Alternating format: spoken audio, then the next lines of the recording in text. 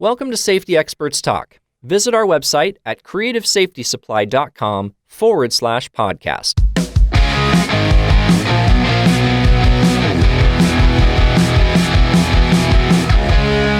Provide some mechanism for accountability.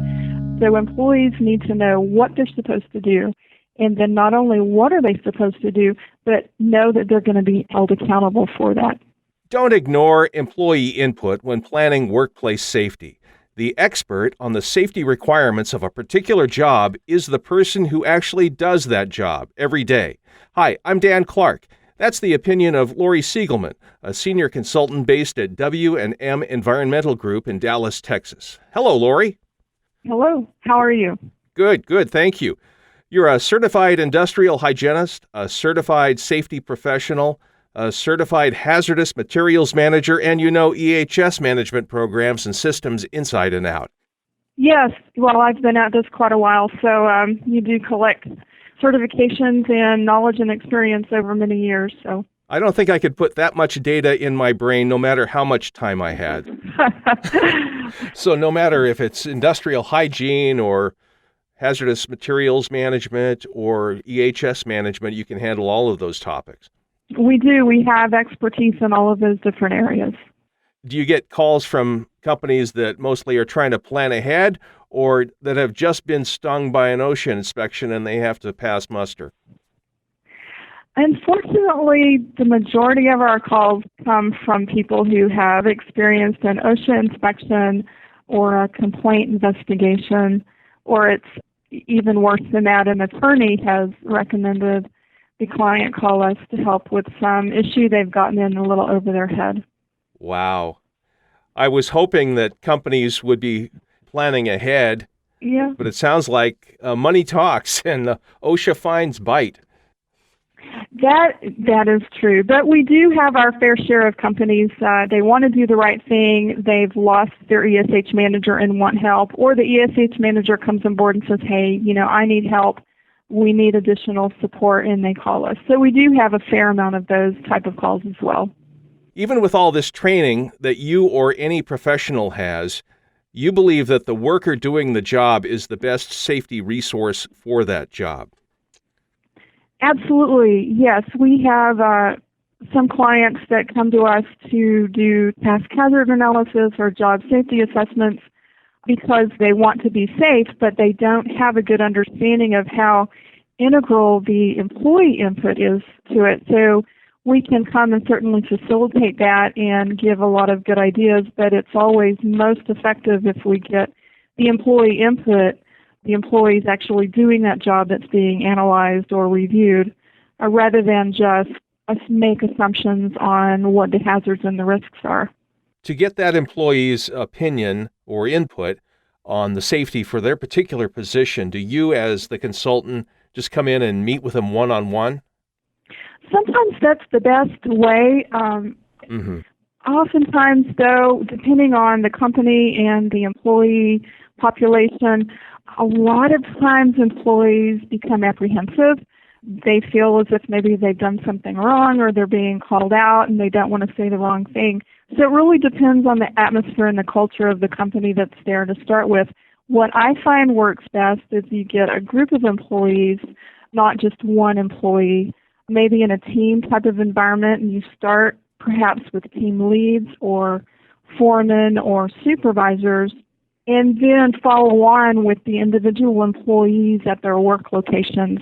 They see the supervisors and the higher-ups that are doing this and providing input that lays the groundwork for a more freedom to speak their mind and point out hazards and risks. But what about, if you have one of those meetings, what about those people that have been there the longest? Oh, here comes the flavor of the week safety program. How do you engage them? Yeah, that is one of the most challenging aspects of it. I think if you provide them with some respect and treat them as the knowledgeable person they are, rather than just dictate to them, you're going to do this or you're going to participate in that, go to them as a valuable resource, like you're respecting their opinion, and then they'll more freely provide that opinion. Well, I imagine that if you're asking their opinion rather than telling them what the plan is, that they're going to be more likely to cooperate. Exactly. So then you're taking advantage of their years of experience there and asking them for their input. And patience, I think, on the part of the upper management, or if it's a consultant coming in working with the employees, whomever, a little bit of patience to get past that initial fear of change that a more experienced or long-term employee might have. Well, Lori, if we could, can we go through the actual implementation of a program? Okay. What's first? Well, I think the first thing is to provide the employees, and this is all employees, managers, every level of employee, from the line operator to the middle managers, or however the organization is structured, provide some mechanism for accountability. Accountability is going to be key. Regardless of what your safety program ends up being or what the rules are, as long as there's some kind of accountability system, so whether that's going to be managers, supervisors, foremen walking through on a specific frequency, weekly, daily, monthly, whatever that is, checking to see if people are doing what they're supposed to be doing. So some accountability system, and then if you're accountable for things, you have to know what you're accountable for. So having specific rules in place, specific procedures in place and plans or whatever. So employees need to know what they're supposed to do, and then not only what are they supposed to do, but know that they're going to be held accountable for that. Well, when you say accountable, I get two words, reward and punishment. So are those included in that? Yes, and reward obviously is the most effective. If you reward those employees for doing the right thing or the things that they are supposed to be doing, rather than punish those that don't, or punish for having an accident or whatever the case is, the reward piece of it is what we want to focus on. Is that through public recognition, prizes, or does it matter as long as it's something? I don't think it really matters as long as it's something. Of course, reward could be and should be if you've integrated the safety and environmental aspects into a person's job description. It's in their job description, it's in their performance appraisal then. At 1 month or at 3 months or annually, your performance in your job is reviewed. So you're accountable in that if you did perform as you were supposed to, or you complied with all the rules, you went to all the training you were supposed to, you did your checklists, all of the different things for that job to be done safely, then you're rewarded by a raise or a higher percentage raise than the person who didn't do all of those things or didn't do all of those things as much as you did. Then they would not be rewarded or didn't get as much of a percentage raise. So that's one thing. And of course you could have prizes or for all of the employees that did not receive any type of infraction or weren't observed doing any type of infraction, they followed all the rules, followed the SOPs, then maybe their name is put in the hat for a quarterly drawing for a prize. So you could do incentives as well, and that's a little more visible for other employees to say, oh, hey, Joe got a TV in a raffle this month because all month long he followed the rules and his name was put in the hat. So I've seen that work pretty well. Oh, okay. And beyond that, you also encourage the owners and managers to go to the Gemba, go where the action is, and observe and be an example with their own safety behavior. Yes, and I've seen this as well, a really good example of a senior manager, plant manager on site who really took safety to heart. He would walk out with the employees every day, specifically for safety purposes. He followed all of the rules, he wore the safety glasses, he talked to the employees, and he would point out to the employees that maybe did not have their safety glasses on or they weren't following a procedure specifically, not to give them negative attention, but just to say that and show other employees that he was paying attention, he cared, and he would stop production or the assembly line or whatever to make it safer. So he wasn't afraid to stop production or interfere with an employee's work. as long as it was making them more safe. And that takes a special touch to make the employees feel like they're not being punished necessarily, but rather that they are watching out for their best interests. Yes, it does. And actually, I've not seen that very frequently, amazingly enough. You would think it would be fairly easy to do, but it's not. It's not. You really, as a manager, have to make a concerted effort to walk through an area, especially if it's high production assembly line environment where time is of the essence. To take that time out of your day to do that is one thing. It takes a lot just to do that, but to be out there and to have the employees respect that you're out there, to not see it as a negative, but rather as a positive, yes, it takes a very unique manager to do that. Let's talk about signs at workstations or work areas. You're not a proponent of just generic signs that say, work safe. What do you suggest? Right. I do see those work safe signs quite a lot. And if they're changed out or very specific to the company or the tasks being conducted, I think they're good. But so often I see the motivational safety awareness type of sign, and it's put up, and years later it's the same sign that's there, and people then become blind to postings and signage. So if you could make it very specific and visual to the task at hand, I think it's much more effective and can be a good training tool, a good reminder to the employees in the area of whatever the message is being conveyed, whether that's a procedure, a work instruction, a reminder that here are our general work area rules that you are to abide by, and then it helps visitors and it helps the managers walking through stay within a certain aisle or whatever the case was. And you suggest that not be in just a binder in the safety manager's office, but it be distributed to each employee and then available at the work area. Yes, of course, if you're a safety manager, trying to make sure you have your personal protective equipment assessments done and your task hazard analysis assessments done.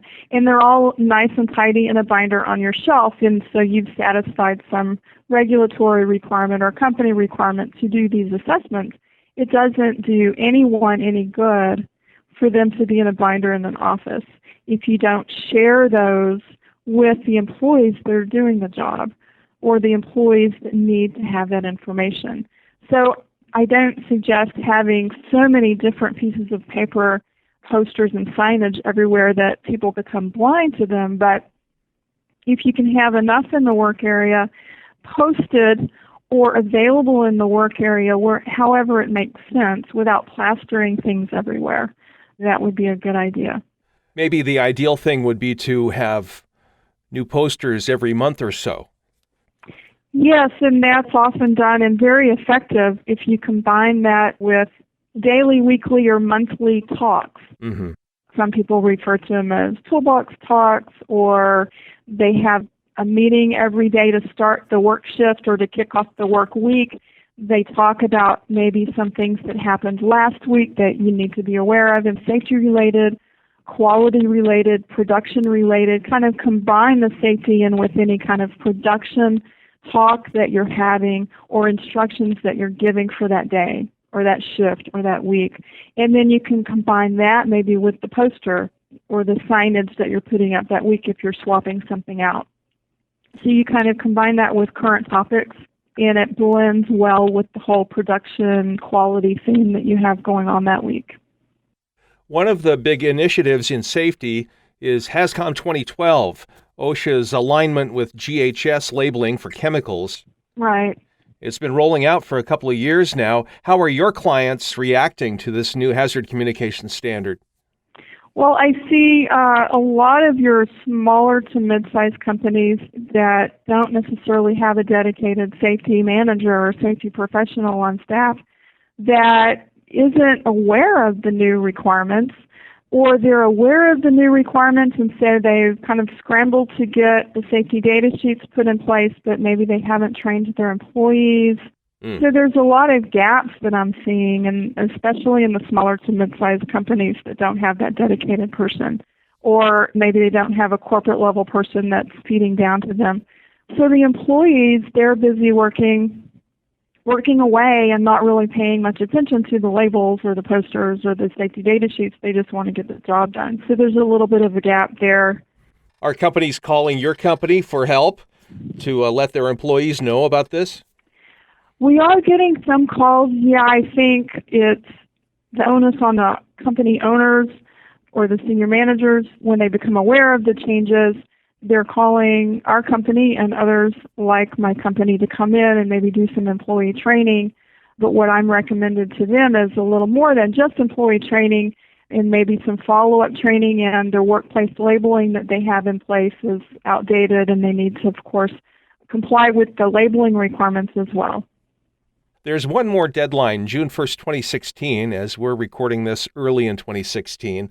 Are companies really relieved that this whole transition of chemical labeling is just about done? Right, yes, I have had that. Finally, all of the labeling is coming into place, and it's not half this type of label and half of it is that type of label, but they've still got quite a bit of work ahead of them in their existing inventory of chemicals that they have on hand, just to make sure everything's consistent and labeled properly. But yeah, they are very happy to see that the transition is coming to an end, so they can kind of get on a consistent basis with the safety data sheets and the labeling and everything and move forward. Good. I want to ask about safety observation versus just talking to employees at the onset of a safety program. OSHA urges employees to be safety observers in their VPP, their voluntary protection program. Are the frontline workers also ongoing safety watchdogs? Yes, they are. They are, especially if you've got some employees that maybe there's a language barrier, or you mentioned the more experienced employees that have been on board longer compared to the newer employees that aren't as aware of the rules or haven't had as much experience. So if you get these mix of employees and you have some employees that are observing, and they observe the younger employee or any employee not following the rules or having some type of unsafe behavior, then if they can help educate and train the other employees, that's always best. Some companies and safety managers worry about the quality of employee observations. They think about pencil whipping and things like that. Have you ever experienced that kind of problem? I have seen that happen, and it really is going to depend upon how the program is implemented and how well received it is by the employee population. And again, that gets back to the employee involvement. If you've involved the employees and obtained their feedback and they were part of the initiative to implement the observation program, I think you're going to get better results. If it's a program that's being pushed down upon them with no prior involvement and no prior opportunity for them to give you feedback on it before you implement it or launch it, then you might have some pushback and you might have that pencil whipping going on. What do you find is best for logging safety observations? The old-fashioned paper form or new technology, iPhone or a computer? Probably the old-fashioned paper form. If you have several workers out there, they're not used to using phones or technology. The clients that I see most have a manufacturing environment where you have the employees out there, 50 to 100 to 200 employees on the workplace floor. They're just not set up to have the electronic checklist or computer-based forms to fill out at their convenience. So I think the old-fashioned paper form would work best. It's probably a generational difference, too, I imagine. So the young bucks that have an iPhone in their hand when they come out of the womb, they're more adept with electronics. Right. There may be that generational difference. You're right. But mostly what I see, not even the generational difference on a workplace floor where you've got manufacturing and machinery and things going on, even if you have your young buck with a cell phone, normally in a manufacturing environment isn't going to be able to have cell phone out there on the production floor. If he does, it's not something you want him paying a lot of attention to. paper still might be best. In some situations, obviously, if it's different and cell phones won't interfere with work, or if it's easier for them to fill out that electronically, then certainly that would work. But I think primarily for the workplaces I'm used to seeing, a paper system would be better. Yeah, a pencil, clipboard, a piece of paper right there near the workstation to fill it out. Yeah, right. But as quickly as technology is changing, tomorrow that might be a different answer. Yeah. Can you suggest any good resources and maybe templates for starting a good safety program?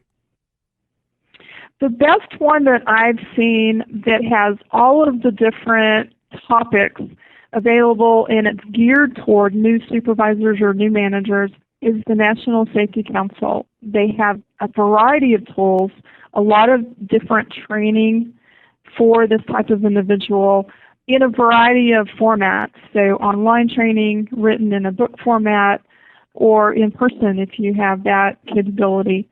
So National Safety Council, they have a really good supervisor training, a modular system that can be rolled out over a period of time to supervisors and managers. Give them all the information and tools that they need. Well, great. I'll put the link to that in the transcript of this podcast. For those listening on iTunes, just go to our Safety Experts Talk website to be able to get that link.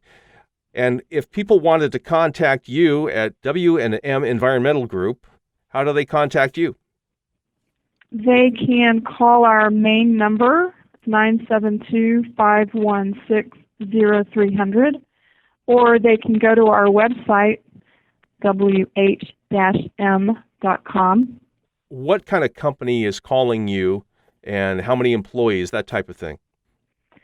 Our client base generally is your small to medium-sized manufacturing companies with 50 to 100 employees. They either have a part-time safety manager who also is responsible for quality or some production, or no dedicated person at all.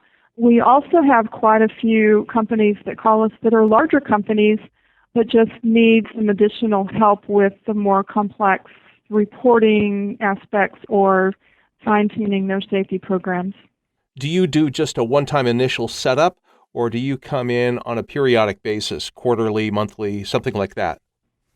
We do both. We offer a range of services from a one-off, come in, do an applicability or a higher level audit, make sure they have programs in place that they're supposed to have, help them fill any gaps they have, and then we go on our way. We have other clients that we provide regular 2 or 3 days a week service, so we are their ESH manager. We're there on site 2 to 3 days a week or once every couple of weeks, whatever the necessity is there. Okay, Lori, any final thoughts on building safety programs with employee input? The only thing I can't stress enough is the employee authority to stop work if they feel unsafe, and respect to the employees that they feel they're a part of a team rather than being dictated to, and their feedback is important. So a stop work authority brings respect and not punishment. Yes. Excellent. Well, thank you very much, Lori. I appreciate your time today. Sure. Thank you.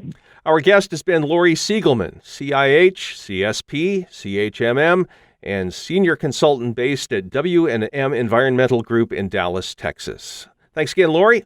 Okay, thank you. Appreciate it. I'm Dan Clark. Thank you for joining us on Safety Experts Talk. If you have suggestions for future podcasts, send them to podcast@creativesafetysupply.com. For more safety experts talking about safety news, OSHA regulations, PPE, Lean, 5S, or continuous improvement, go to creativesafetysupply.com/podcast.